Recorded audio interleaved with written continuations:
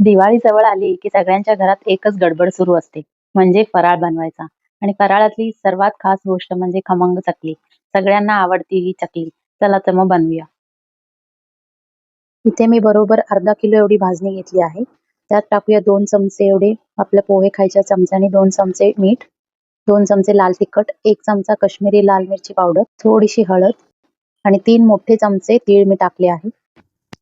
थोडीशी हिंग पावडर आणि 1 मोठा चमचा ओवा मी टाकला आहे. असं हे प्रीमिक्स तयार आहे चकलीचं. असं सगळं एकत्र करून तुम्ही डब्यामध्ये भरून ठेवू शकता आणि जेव्हा पाहिजे तेव्हा चकली बनवू शकता. एका कढईत मी पाणी गरम करत ठेवलं आहे. जेवढी भाजणी तेवढंच पाणी घ्यायचं, म्हणजे 500 ml पाणी आहे. जसं अर्धा किलो भाजणी घेतली होती त्या प्रमाणात. आणि यामध्ये 50 ग्रॅम एवढं लोणी किंवा बटर, मी इथे अमूल बटर वापरलं आहे.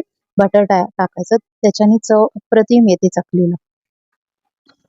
आता व्यवस्थित मिक्स करून त्याला 10 ते 15 मिनिटं एक वाफ काढून द्यायची.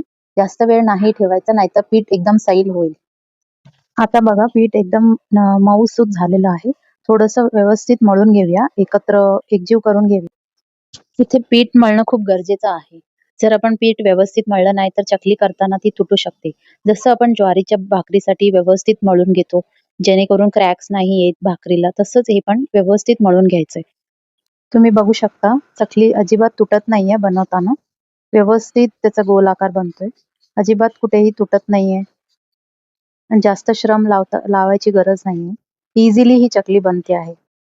आता एका कढईमध्ये तेल गरम करत ठेवलं होतं. तेल तापलंय की नाही ते एक एक थोडंसं चकलीचं पीठ टाकून बघूया. ते तरंगून वर आलेलं आहे, म्हणजे तेल व्यवस्थित तापलेलं आहे. आता आपण चकल्या तळून घेऊया. लक्षात ठेवा गॅस एकदम मीडियम वर असला पाहिजे, एकदम लो ना हाय असा. मध्यम आचेवरच आपण हे या चकल्या तळणार आहोत. तुम्ही चकल्यांचा आवाज ऐकू शकता, एकदम कुरकुरीत अशा झालेल्या आहेत. मी तुम्हाला तोडून देखील दाखवते. हाताला अजिबात तेल लागलेलं नाही. अशी ही घरच्या घरी तयार केलेली प्रीमिक्स चकली फराळात सगळ्यांना आवडणारी चकली, दिवाळीचा आनंद दुप्पट करणारी ही चकली नक्की करून बघा.